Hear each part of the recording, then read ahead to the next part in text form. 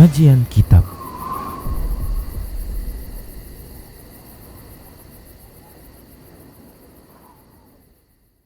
Bismillah, assalamualaikum warahmatullahi wabarakatuh. Innal hamdalillah nahmaduhu wa nasta'inuhu wa nastaghfiruh wa na'udzu billahi min shururi anfusina wa min sayyiati a'malina. Man yahdihillahu fala mudhillalah wa man yudlilhu fala hadiyalah. Wa ashhadu an la ilaha illallah wahdahu la syarikalah wa ashhadu anna Muhammadan 'abduhu wa rasuluhu sallallahu alaihi wasallam.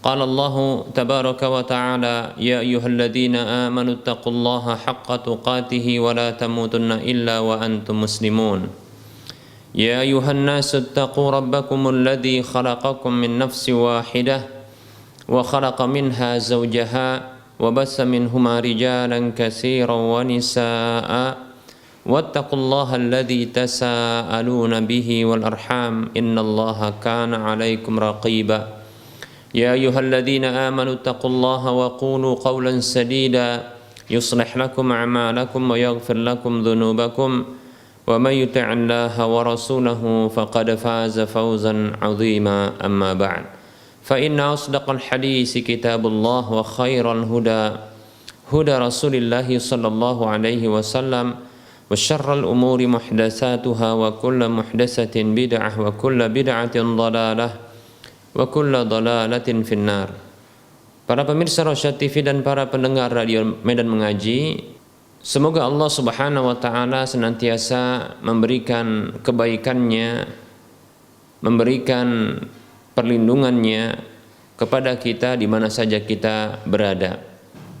Baik para hamba Allah rahimani wa rahimakumullah, tak lupa kita senantiasa bersyukur kepada Allah atas semua nikmatnya, dan tak bosan kita senantiasa mengucapkan salawat dan salam untuk Nabi-Nya Muhammad sallallahu alaihi wasallam.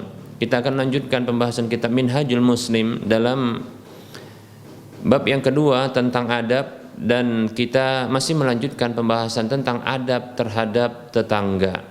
Baik para hamba Allah rahimani wa rahimakumullah, adab yang kedua kepada tetangga, dan ini merupakan haknya sekaligus bentuk akhlak kepadanya, adalah al-ihsanu ilaihi, yaitu berbuat baik kepadanya dengan cara membantunya apabila dia minta bantuan, menolongnya apabila dia minta pertolongan, menjenguknya apabila dia sakit,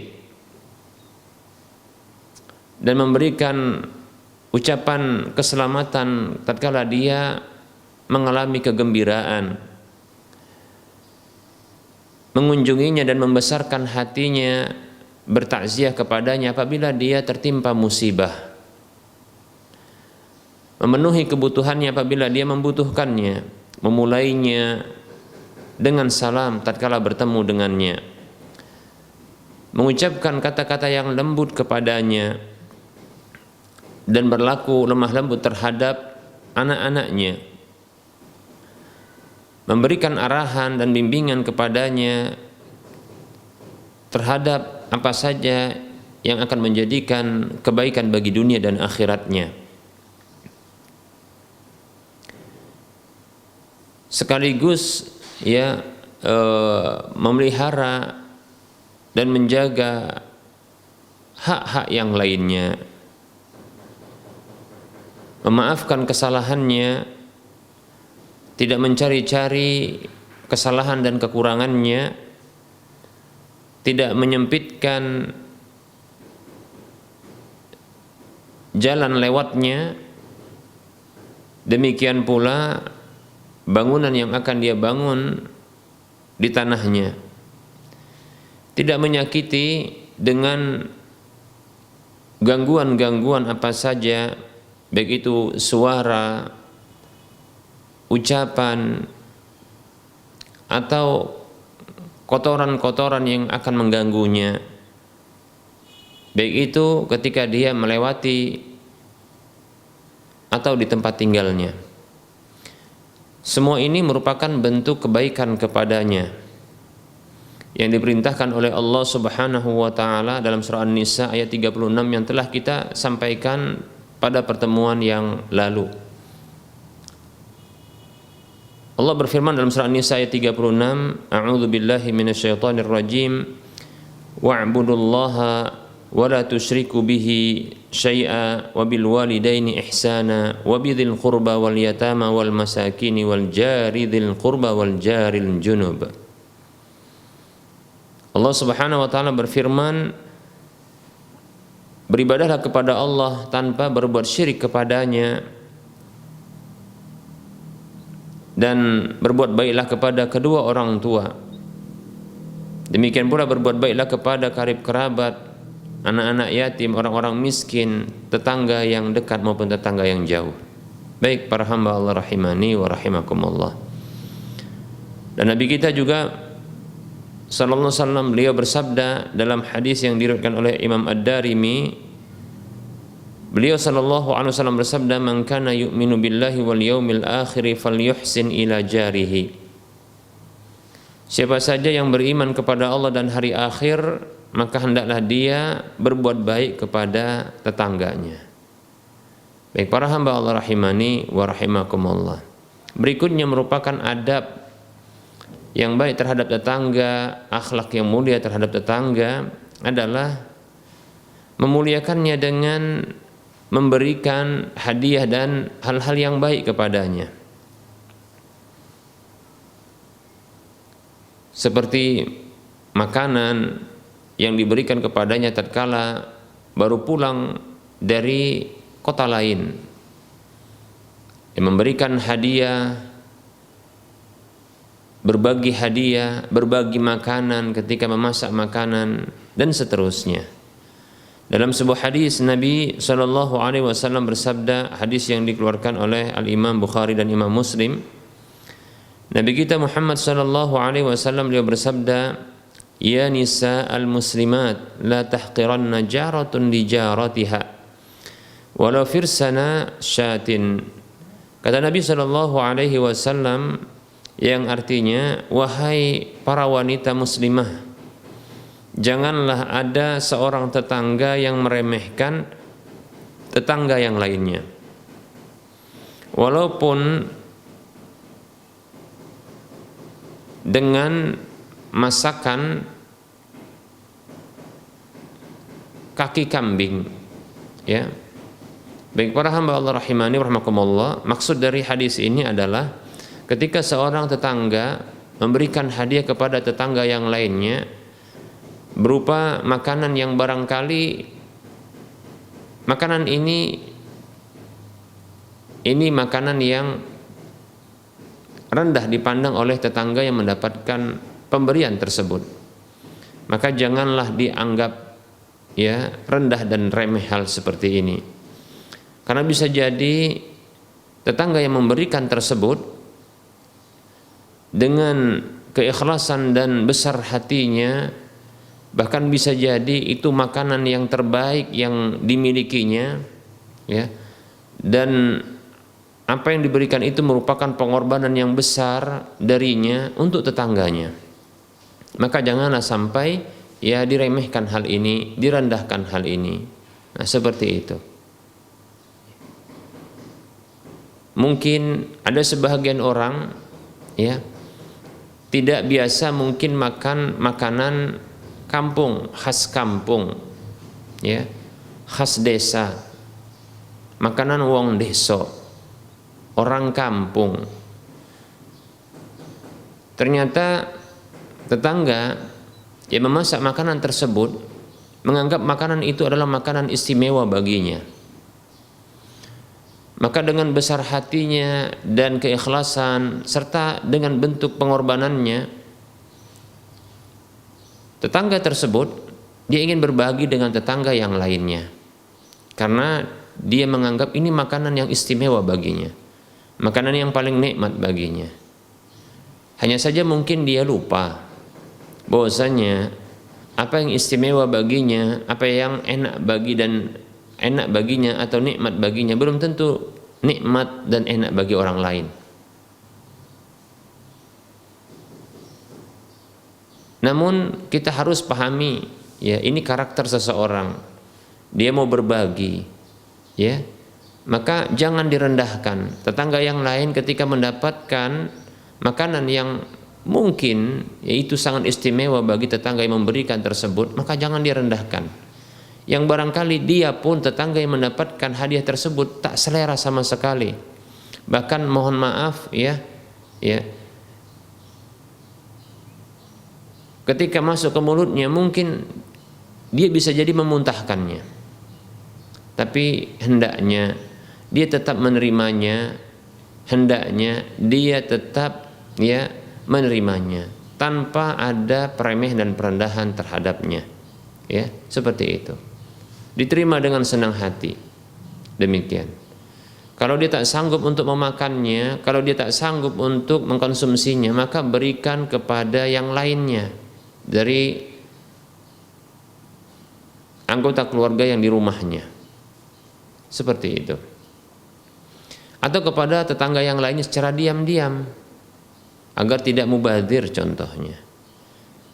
Namun kalaupun khawatir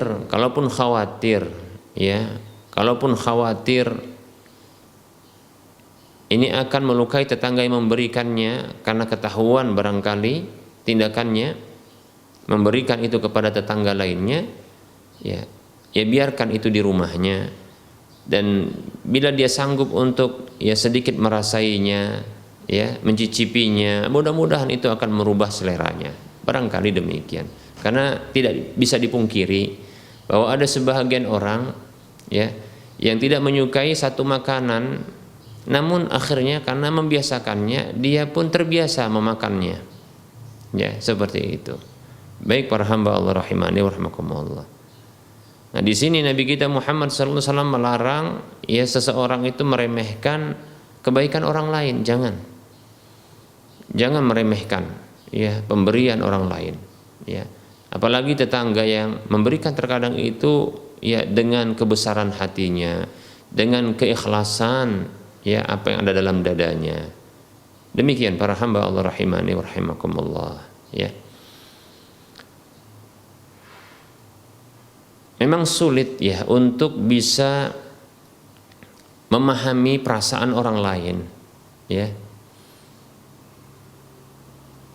Betapa tidak tatkala hal tersebut ternyata tidak sesuai dengan keinginan dan seleranya. Diberikan sesuatu hadiah makanan ternyata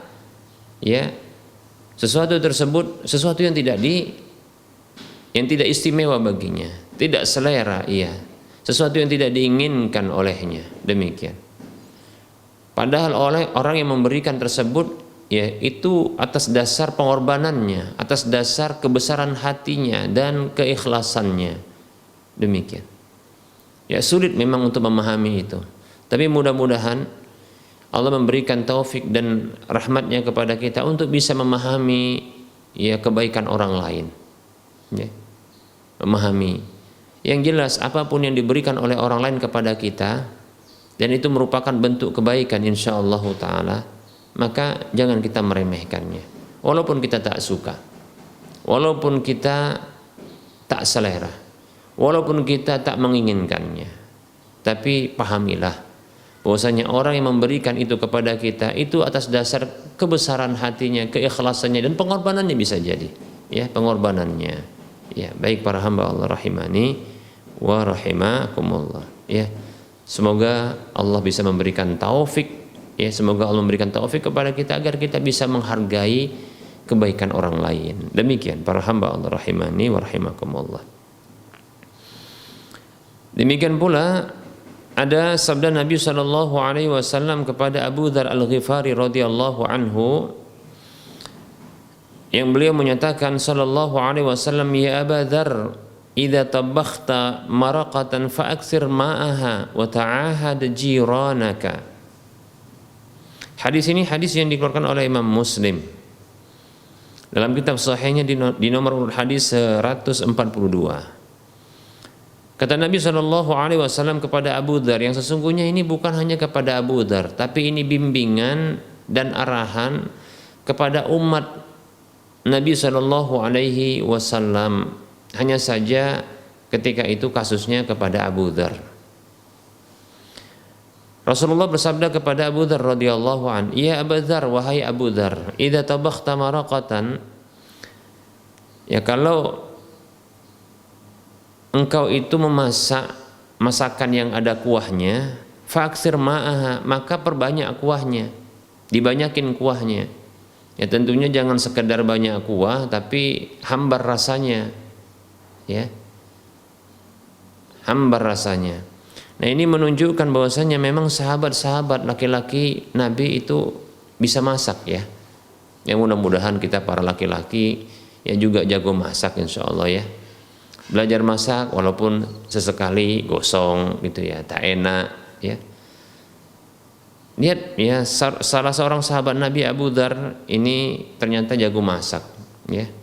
Sampai kata Nabi SAW, apabila engkau masak wahai Abu Dzar ya, masak masakan yang dia ada kuahnya, maka perbanyak airnya, kuahnya itu ya. Ya tentunya disesuaikanlah dengan rasanya ya, aromanya. Nah seperti itu. Walaupun barangkali isi dari masakan tersebut ya, nah itu mungkin tidak banyak, tapi setidaknya kuahnya dibuat banyak, demikian.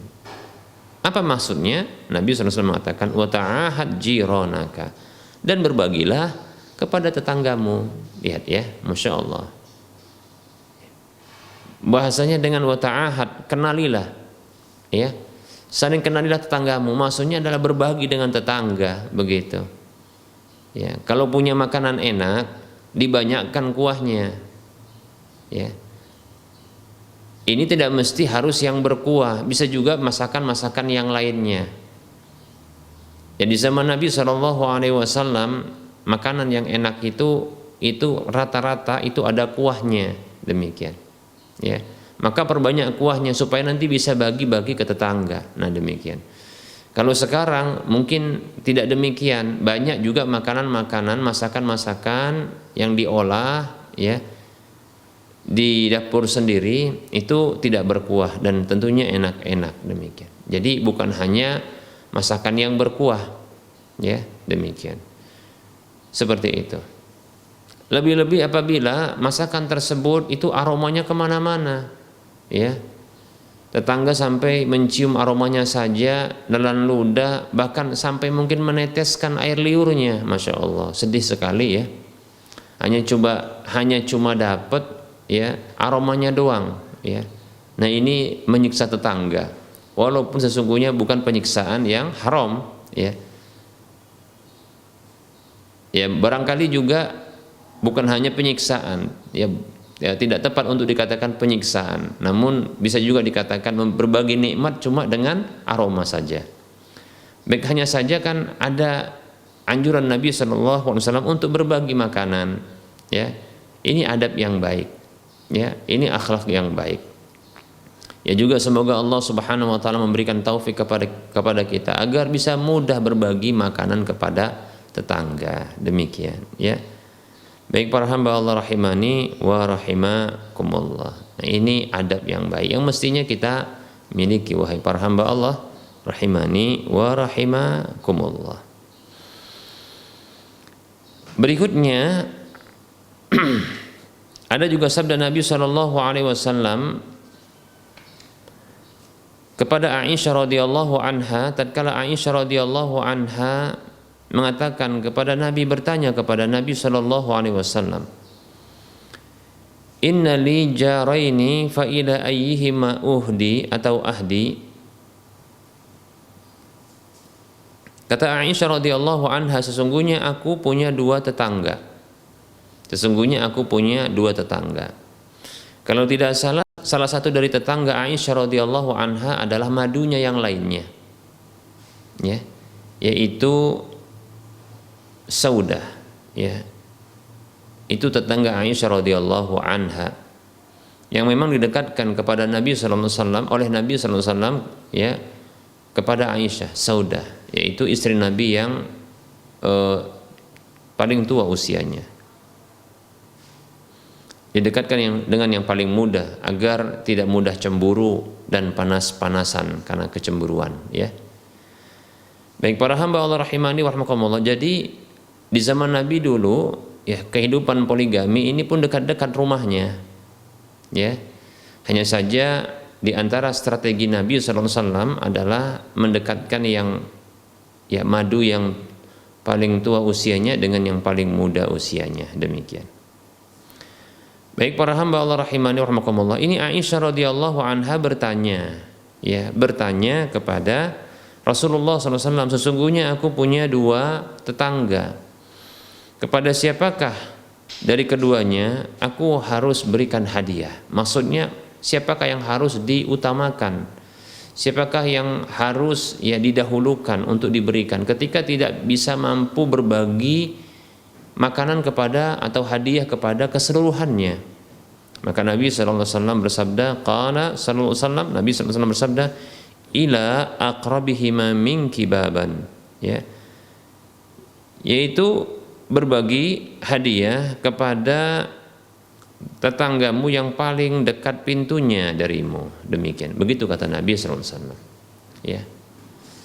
Nah, ini menunjukkan memang ya para salaf dahulu ya mereka saling berbagi, bahkan berbagi juga kepada ya para madu-madu suami, yaitu istri-istri suami yang lain. Nah, seperti itu.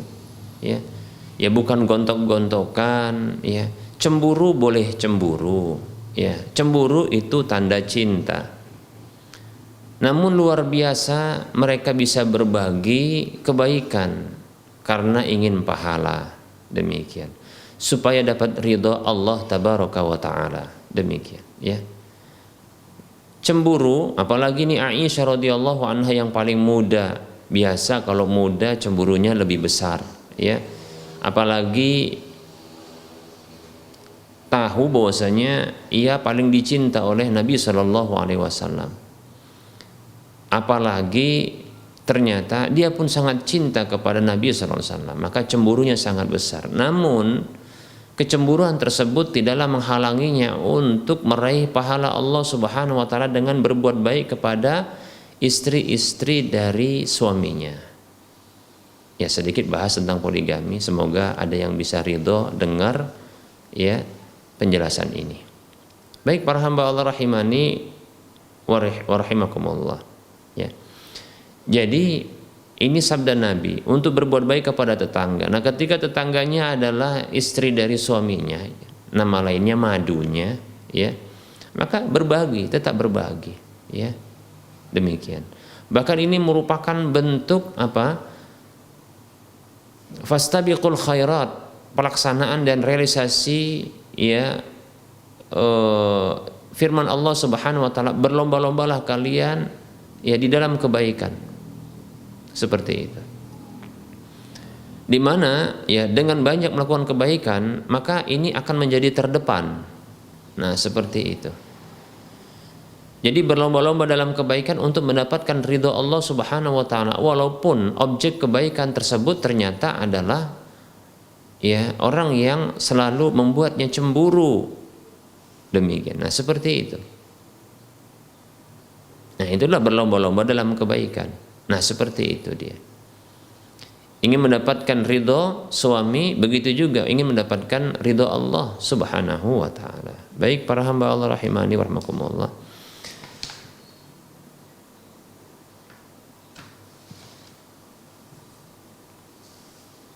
Barangkali ini materi yang bisa kita sampaikan, ya, materi yang bisa kita sampaikan pada pertemuan kali ini. Insyaallah taala kita akan lanjutkan pada waktu mendatang. Kita buka saja sesi soal jawab. Waktu yang tersisa mungkin sekitar 20 menitan ke depan kita bisa berinteraktif. Kali ini ada kesempatan untuk saling berkomunikasi, pertanyaan lewat telepon. Silahkan bagi para pemirsa yang ingin bertanya langsung, hubungi nomor layanan kami 08 12 12 12 8834. Bisa juga di nomor yang sama untuk bertanya lewat tulisan melalui chatting WhatsApp di nomor yang sama. Baik para hamba Allah rahimani wa rahimakumullah.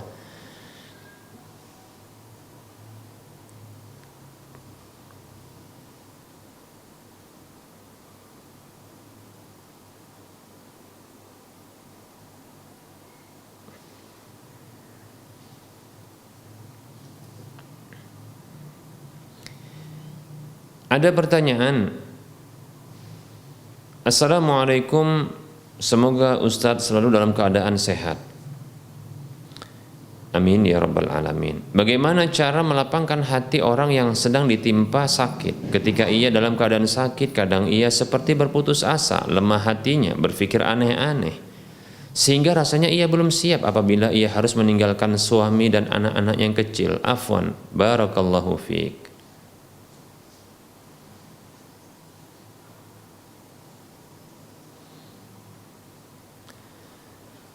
Waalaikumsalam warahmatullahi wabarakatuh. Semoga Allah Subhanahu wa taala juga memberikan kebaikan kepada sang penanya, memberikan kesembuhan, kesehatan, perlindungan, penjagaan kepada sang penanya dan keluarga serta kaum muslimin seluruhnya di mana saja berada. Amin ya rabbal alamin. Sakit ini merupakan salah satu musibah yang Allah Subhanahu wa taala timpakan kepada seorang hamba. Ketetapan yang tidak bisa dielakkan karena itu takdir Allah Subhanahu wa taala. Bahkan segala sesuatu ini telah Allah tetapkan, Allah takdirkan bahkan 50.000 tahun sebelum diciptakan langit dan bumi. Nah, ini wajib kita yakini karena Rasulullah SAW bersabda dalam sebuah hadis riwayat Muslim, kataballahu maqadir al-khalaiqi qabla an yakhluqa as-samawati wal ard 50,000 sanah. Kata Nabi SAW, Allah telah sempurna, Allah telah menuliskan, mencatatkan takdir-takdir makhluk 50.000 tahun sebelum diciptakan langit dan bumi. Jadi sudah ditetapkan kejadian hari ini dan kejadian yang seluruhnya itu telah Allah tetapkan dengan tulisan di Lauhul Mahfuz, itu sempurna 50.000 tahun sebelum adanya langit dan bumi. Bukan 50.000 tahun sebelum kejadian itu, bukan, tapi sebelum adanya langit dan bumi telah sempurna. Jadi sakitnya saudari, ya, sehatnya suami dan seterusnya itu merupakan takdir yang Allah telah tetapkan, wajib kita imani. Makanya ya, ketika Rasulullah ditanya tentang iman itu, Rasulullah menutup rukun iman yang keenam dengan mengatakan, beliau menjawab sallallahu alaihi wasallam, wa tu'mina bil qadari khairihi wa syarrihi. Engkau beriman kepada takdir Allah baik maupun buruknya, demikian. Ya, kalau sakit itu mungkin terhitung buruk, padahal kita katakan di sana ada kebaikan. Apa kebaikannya? Itu bukti Allah cinta kepada kita. Itu bukti Allah cinta kepada kita. Yaitu Allah ingin memberikan pahala yang banyak kepada kita dengan sakitnya yang Allah berikan kepada hamba tersebut. Maka tidak ada pilihan bagi kita kecuali kita sabar dan ridho menerimanya. Dalam sebuah hadis yang diriwayatkan oleh Imam Tabrani, Nabi kita Muhammad sallallahu alaihi wasallam bersabda, "Inna 'idhamal ajri ma'a 'idhamil bala'i wa inna Allah idza ahabba qauman ibtalahum faman radiya falahu ridha wa man sakhata falahu sukhtu." Kata Nabi sallallahu alaihi wasallam, sesungguhnya besarnya pahala itu seiring dengan besarnya bala musibah yang menimpa. Dan sesungguhnya Allah Azza wa Jalla apabila mencintai satu kaum maka Allah menguji mereka. Maka siapa saja yang ridho maka dia mendapatkan keridhaan Allah, dan siapa saja yang marah murka dia mendapatkan kemurkaan Allah. Demikian. Tidak ada pilihan bagi kita kecuali harus ridho dan sabar menerima. Demikian. Itu bukti cinta Allah, dan insya Allah kalau kita menyadari bahwasanya musibah yang menimpa kita itu bukti cinta Allah kepada kita, bukti sayang Allah sama kita, di mana Allah ingin memberikan pahala yang banyak dengan apa? Musibah tersebut. Ya, semakin besar musibah itu semakin besar pahalanya, demikian. Maka pilihannya adalah cuma satu, yaitu ridho, karena nggak bisa juga dielakkan, nggak bisa dipilih dia, demikian. Kesadaran kita bahwasanya Allah cinta kepada kita dengan musibah yang Allah berikan kepada kita, ini membuat kita ridho. Ditambah lagi ternyata pahala-pahala yang besar. Ya. Bahkan dengan kesabaran itu pahalanya tanpa batas. Dalam surah Az-Zumar ayat 10 Allah mengatakan a'udzubillahi minasyaitonir rajim. Innama yuwaffas sabiruna ajrahum bighairi hisab. Sesungguhnya dibalaslah orang-orang yang sabar itu pahala mereka tanpa batas. Masya Allah, ya, tanpa batas.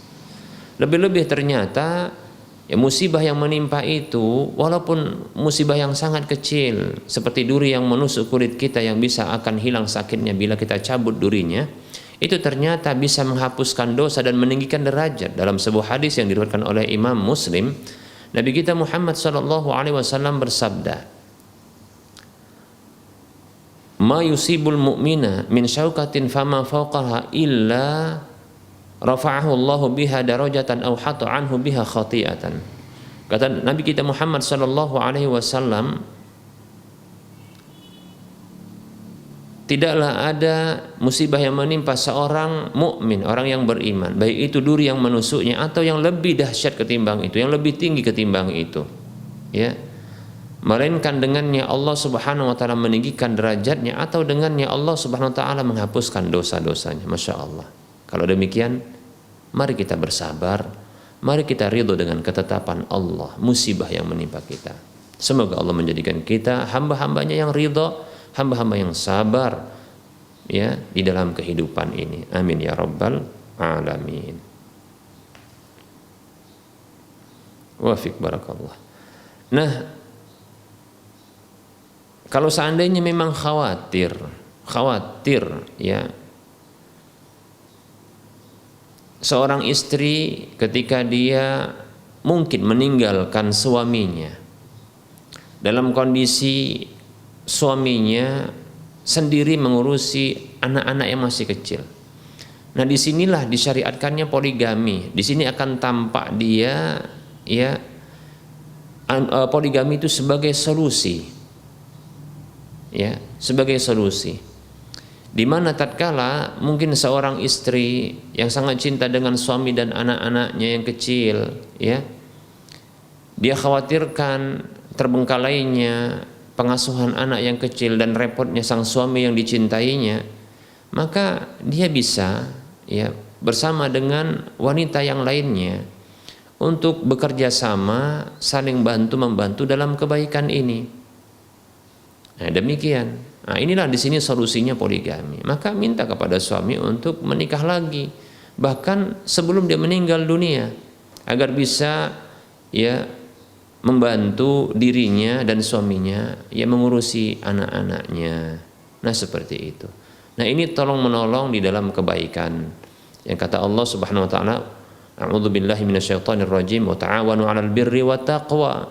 Dalam surah Al-Maidah ayat 2. Dan salinglah tolong menolong, ya, di atas kebajikan dan ketakwaan. Demikian, ya, wallahu taala a'lam.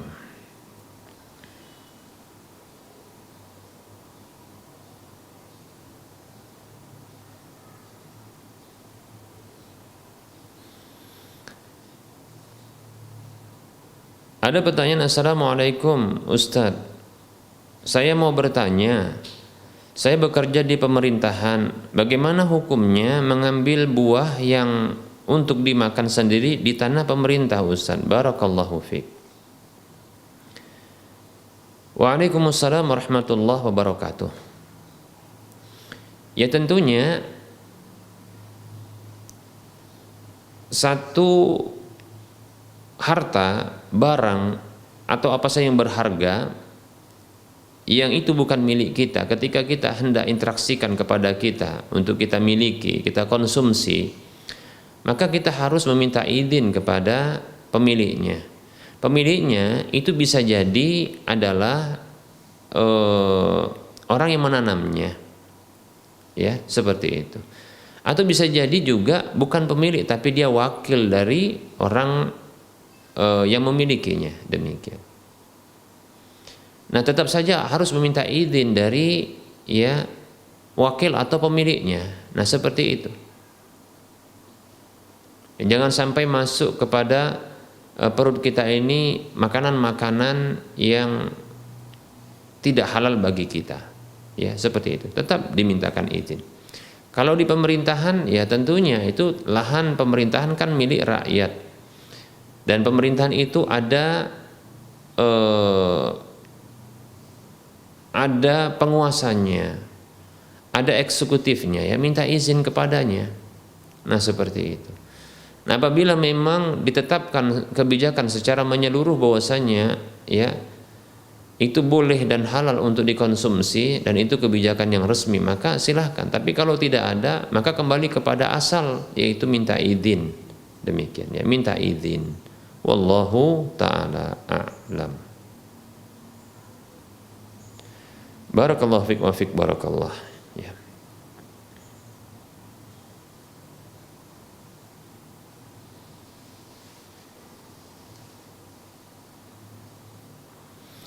Ada pertanyaan, Ustadz, kalau hutang pembelian narkoba wajib dilunasi tidak, Ustadz?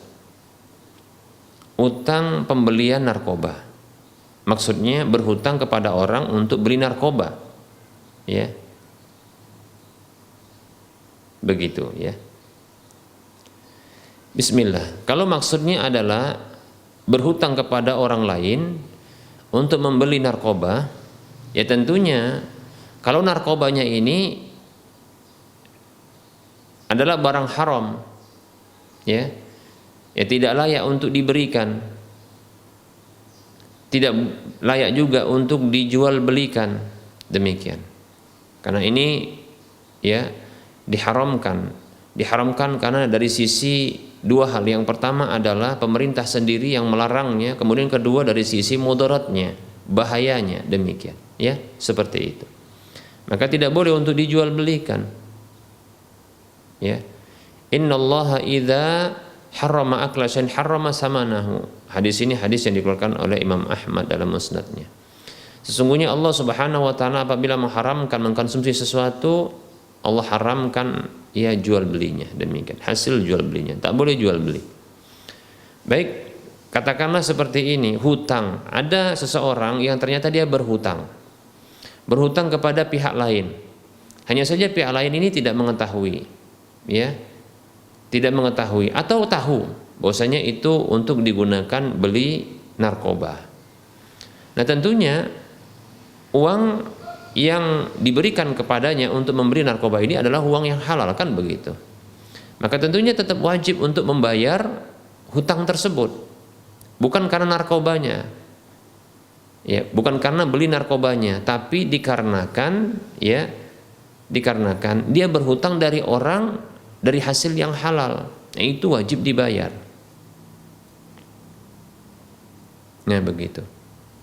Berbeda halnya apabila apabila contohnya ada seseorang yang dia beli narkoba dari seseorang. Na'udzubillah min dzalik. Kita berlindung kepada Allah dari hal seperti ini. Katakanlah ini kasus yang sedang ditanyakan.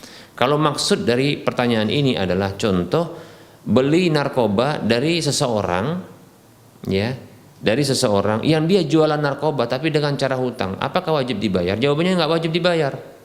Nah, gitu dia, nggak wajib dibayar. Ingat kasus yang pertama atau rincian yang pertama dengan rincian yang kedua itu berbeda ya. Kita ulangi, kalau yang pertama tadi adalah kita berhutang uang dari seseorang, ya, yang dia bukan penjual narkoba. Lalu dari uang tersebut dibelikan narkoba. Na'udzubillahi min dzalik, ya. Semoga kita dan kaum muslimin seluruhnya dijauhkan dari bahaya narkoba seperti ini, ya. Maka tetap saja itu hutang karena orang yang memberikan hutang itu dari uang yang halal. Maka wajib untuk membayarnya.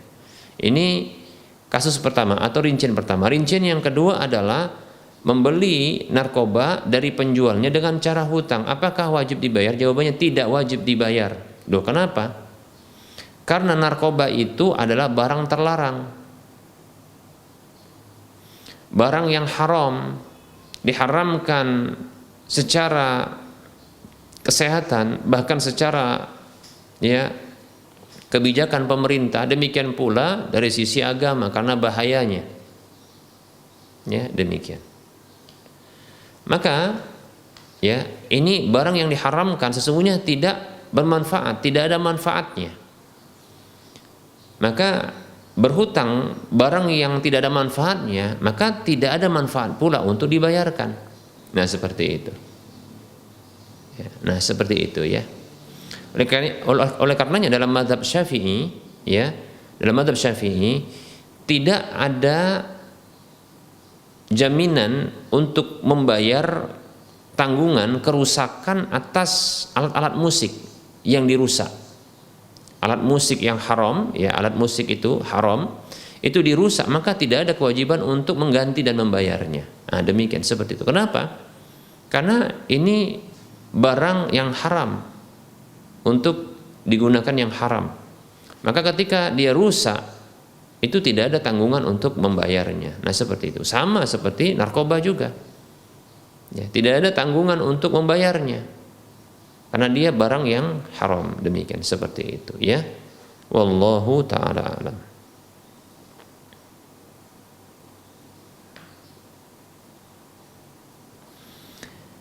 Baik, ada pertanyaan. Assalamualaikum Ustaz.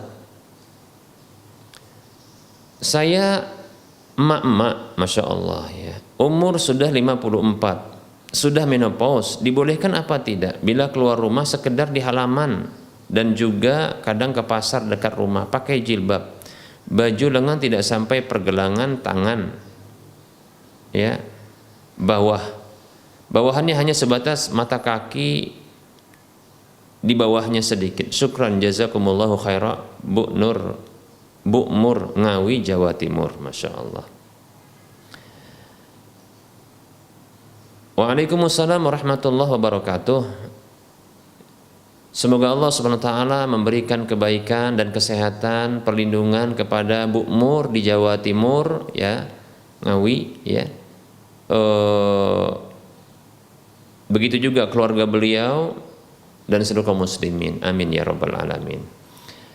Bu Mur, ya, perlu diketahui bahwasanya wanita-wanita menopause, ya, jika masih kelihatan cantik, ya, lebih-lebih maaf ini putih kulitnya, jangan dikira bahwasanya tidak ada laki-laki yang tidak selera. Ya. Saya tidak menyarankan, walaupun dalam sebagian pendapat dibolehkan, ya. Tapi saya condong, ya, untuk tetap menutup aurat, ya, menutup aurat, ya, menutup aurat. Karena bisa jadi sebahagian laki-laki yang memiliki penyakit dalam hatinya, dia akan tertarik, ya. Dan bukan tidak ada, maaf ya, bukan tidak ada, ya, perselingkuhan, ya, laki-laki dan wanita di usia-usia yang sudah tua, bukan tidak ada, ya. Perzinahan di antara mereka bukan tidak ada, tetap ada. Mengapa demikian? Karena memang syaitan membuka peluang, ya, menyesatkan manusia, menggoda manusia lewat jalan tersebut, ya. Oleh karenanya, ya, saya tidak sarankan, ya, kepada Bu Mur, ya, untuk membukanya, ya. Bahkan, ya, tetap menjaga aurat itu lebih baik, lebih afdal, dan lebih terhormat insyaallah ta'ala. Demikian, ya. Lebih-lebih apabila, maaf ini, Bu Mur ini masih, ya, memelihara kecantikannya, ya, atau Allah sendiri yang, ya, yang menjaga ternyata, ya, kecantikan Bu Mur barangkali, ya, sehingga tampak cantik mungkin dalam pandangan orang lain, maka sebaiknya tidak dilakukan, ya, dengan membuka aurat, ya, seperti itu, ya. Wallahu ta'ala alam, ya. Ini untuk menjaga kehormatan Bu Mur sendiri, ya. Wallahu ta'ala alam.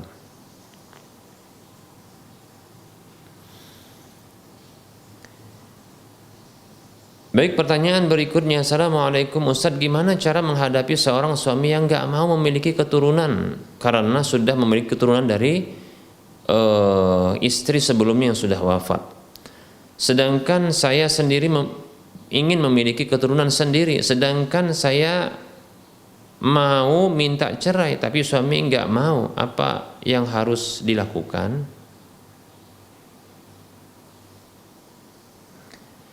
Waalaikumsalam warahmatullahi wabarakatuh. Saya bisa prediksi sepertinya ini istrinya sangat muda ya, sementara suaminya mungkin sudah tua ya, barangkali demikian. Kalaupun keliru maka itu bukan menjadi pembahasannya. Yang penting kita cari solusi. Saya tidak sarankan kepada sang penanya, ibu ini ya, untuk minta cerai dari suaminya karena hal seperti ini ya. Karena ingatlah sabda Nabi SAW, hadis yang dikeluarkan oleh Imam Ibnu Majah dan yang lainnya, Rasulullah bersabda SAW, ayu memra'atin sa'alat at-talaqa min zawjiha min ghairi ma ba'sin faharamun 'alaiha raihatul jannah. Wanita mana saja yang minta cerai dari suaminya tanpa alasan yang dibenarkan, maka haram baginya aroma surga. Haram baginya aroma surga. Hati-hati ya. Bagi para wanita jangan sampai minta cerai dari suaminya karena alasan-alasan yang sepele sesungguhnya. Yang saya lihat di sini sesungguhnya ada trik yang terlewatkan, ada cara yang terlupakan, ada upaya yang diabaikan, yaitu kepiawaian sang istri untuk menggoda suami. Sebenarnya suami itu gampang kok insyaallah ta'ala untuk digoda. Ya untuk punya anak ya dari sang suami, kan ini maaf harus ada hubungan badan ya. Kemudian maaf ya, ereksi ketika hubungan badan, mengeluarkan mani itu di dalam maaf ya farj, kemaluan. Maka ini kan masalah kepiawaian, kemampuan. Nah seperti itu. Maka saya sarankan kepada sang istri ini, sang penanya ini, untuk coba ya goda suami dengan kecantikan yang dimiliki, dengan keindahan tubuh yang dipunyai. Nah seperti itu, dengan rayuan ya, rayuan maut ya, bukan kematian ya, rayuan maut yang sampai barangkali sang suami tak lagi berkutik di hadapan istri. Nah seperti itu ya, sampai nanti ya terjadi hubungan badan dan suami ya dia bisa maaf ya ereksi, mengeluarkan maninya di dalam kemaluan istri. Nah ini kan potensi untuk hamil sesungguhnya. Nah seperti itu. Nah kalau seandainya sudah hamil, sudah ya diam saja sampai nanti lahir bayi. Nah begitu, coba ditahankan. Nah itu ya, ini trik saja. Ini maaf, ini agak sedikit tabu ya pembahasan kali ini ya, karena pertanyaan ini saya ingin berikan solusi ya. Maaf karena saya ini laki-laki, saya tahu ya kelemahan laki-laki itu ya. Nah coba ya, coba sang suami itu digoda, miliki ya apa namanya potensi sang istri itu ya, ya dikembangkan, dimiliki, kemudian dia apa, ditampakkan di hadapan suami, kecantikan ya, cobalah ya, insya Allah potensi hamil ya dari beberapa kali hubungan badan, insya Allah ini potensi besar. Nah coba lakukan ketika masa-masa subur. Nah itu ajak suami, goda suami untuk berhubungan badan. Nah seperti itu ya. Demikian ya. Nah ini coba ya dilakukan, insya Allah coba dipelajari ya. Kalau seandainya, kalau saya cuma menyampaikan isyarat saja seperti ini, walaupun sedikit vulgar juga, tapi coba ya setelah ini nanti baca-baca gimana untuk naklukkan suami, kan seperti itu ya. Nggak usah sebenarnya apa namanya terpaku dengan ketidakmauan sang suami untuk mendapatkan keturunan. Nah, itu tentunya sebuah hal yang keliru dan salah tentunya. Dan tidak boleh taat dan patuh kepada suami yang seperti ini, maksudnya dalam keinginannya. Nah, seperti itu. Keinginan sang penanya untuk mendapatkan anak ini luar biasa. Nah, seperti itu. Cuma gimana caranya tadi? Ya, coba goda suami, ya, coba apa namanya?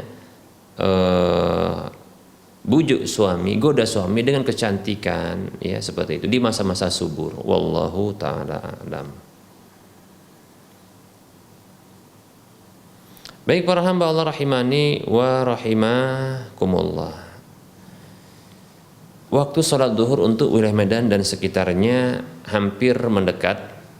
Jadi kita cukupkan saja kajian kita pada pertemuan kali ini. Mohon maaf atas segala kekurangan dan kesalahan. Kepada Allah saya mohon ampun dan kepada para pemirsa sekalian saya mohon maaf.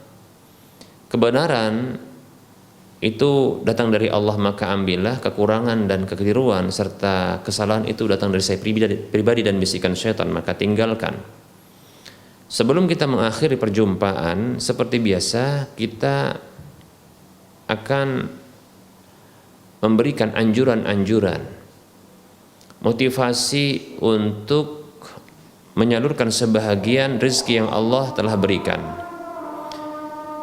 Mari kita bebaskan lahan yang nantinya akan dibangun di atas lahan ini Masjid Al-Muwahhidin untuk wilayah Medan dan sekitarnya.